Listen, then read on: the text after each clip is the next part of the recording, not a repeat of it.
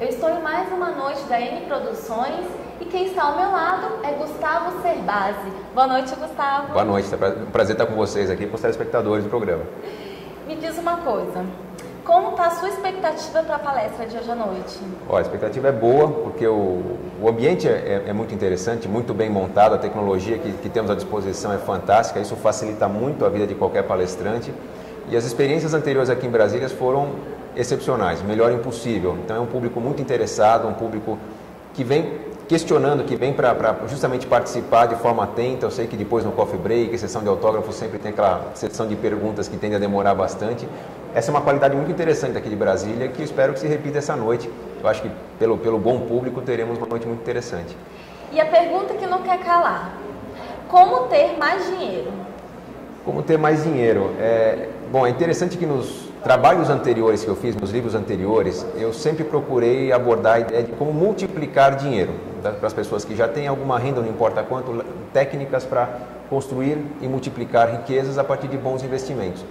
No meu trabalho mais recente com Christian Barbosa, o Mais Tempo, Mais Dinheiro, nós focamos justamente a construção da renda, como fazer dinheiro a partir do trabalho, a partir da construção de uma carreira, que pode ser uma carreira profissional ou uma carreira de investidor também. Ter mais dinheiro é uma questão de planejamento, é uma questão de construção de uma lógica de caminhos que eu vou seguir para realizar meus sonhos. A pessoa que não sabe exatamente quais são os seus sonhos, ela terá mais dificuldade de realizá-los. Por quê? Quem tem planejamento sabe o que é preciso fazer e sabe aonde deve chegar. Não importa se esse caminho é fácil ou difícil, mas só pelo fato de saber o que eu tenho a alcançar e saber quais são os obstáculos, isso me torna uma pessoa mais atenta aos obstáculos, atenta às informações, e todo fato novo que chega em relação ao meu sonho, ao meu projeto, ele é agregado ao meu conhecimento para que eu tente melhorar esse projeto e tentar encurtar ou fazer melhor aquilo que eu esperava. Então, planejamento é um primeiro passo. Investimento com qualidade é um segundo passo. Informação, educação para saber explorar melhor os bancos, cooperativas, corretoras de valores, imobiliárias, leiloeiros, quem quer que me ajude a multiplicar minha riqueza, mas não adianta tentar investir só com a diquinha do consultor, com a dica do especialista, porque se eu não for uma pessoa que sabe como é que funciona o mercado e não souber aproveitar a oportunidade no momento certo, eu talvez até aproveite alguma oportunidade, mas sempre depois de uma maioria que já se beneficiou daquele mercado no momento mais oportuno. Então, a educação e informação constantes são elementos importantes também. Agora, não adianta nada eu ter um bom projeto, não adianta nada eu ter um bom investimento se eu não tiver qualidade de consumo, se eu não for uma pessoa realmente feliz no meu dia a dia. Esse é o passo mais importante, porque aquelas pessoas que querem poupar excessivamente ou poupar mais do que teoricamente seu orçamento permite, pensando em construir uma vida mais feliz no futuro, são pessoas que têm uma grande probabilidade de abandonar os planos diante de uma frustração, de uma doença, uma depressão, perda de alguém querido, enquanto que pessoas que são realmente felizes, que conseguem tirar do pouco ou muito dinheiro que tem no dia a dia, prazer, felicidade, realização, objetivos de curto prazo atingidos, essas pessoas que são mais felizes, elas estarão menos propensas a atacar uma poupança, qualquer que seja essa poupança. Então, se eu poupo muito ou pouco, não importa, eu tenho que melhorar isso ao longo do tempo. Agora, não importa o quanto eu poupo, se eu não tiver qualidade de consumo, se eu não tirar prazer do meu uso diário do dinheiro, eu seria uma pessoa altamente propensa a destruir a poupança que eu faço no meio do caminho e não concretizar meus sonhos mais audaciosos. Então, essa é a lógica para ter dinheiro. Procurar tirar felicidade.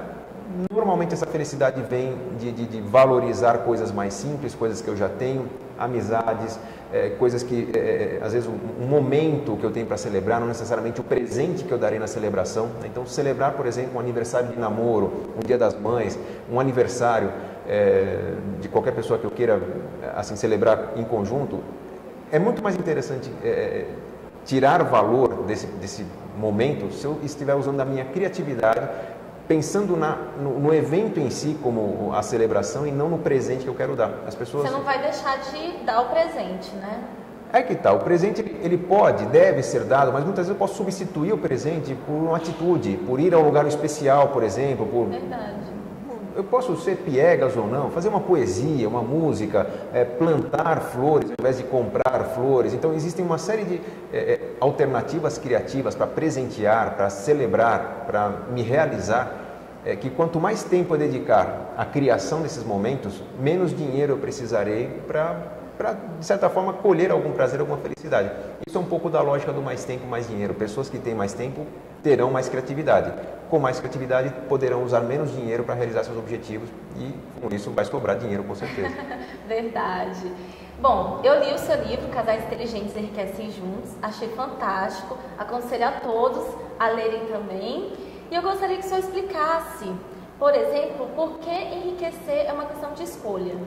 Olha, é uma questão de escolha porque tudo na vida da gente que envolve qualidade de vida, que envolve algum tipo de liberdade, desfrute, vamos falar não só de dinheiro, mas, por exemplo, ter um corpo saudável, ter uma relação amorosa saudável, ter uma agenda saudável, um sono saudável, tudo isso são fatores que eu só vou conquistar se, num certo momento, eu sair do comportamento médio das pessoas, eu me conscientizar daquela necessidade ou daquele objetivo que eu quero atingir e começar a adotar atitudes que não são aquelas que eu já adotava até então.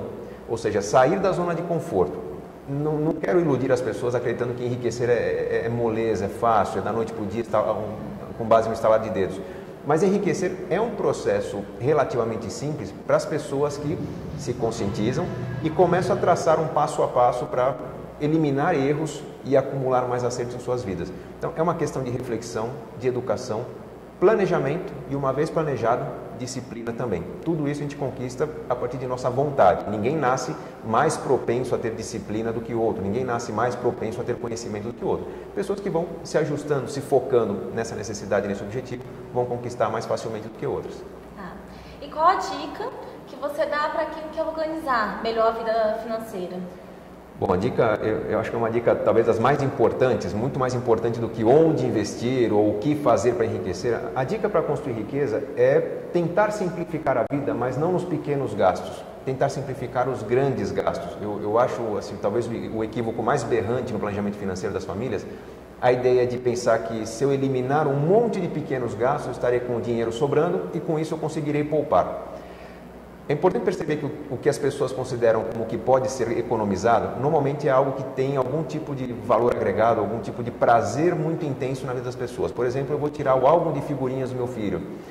A mulher vai deixar de ir à manicure acreditando que ela mesma pode fazer em casa. O marido vai deixar de frequentar uma academia, um jogo de tênis, uma terça-feira, por exemplo, pensando que se ele criativamente caminhar por aí, ele vai estar enriquecendo mais.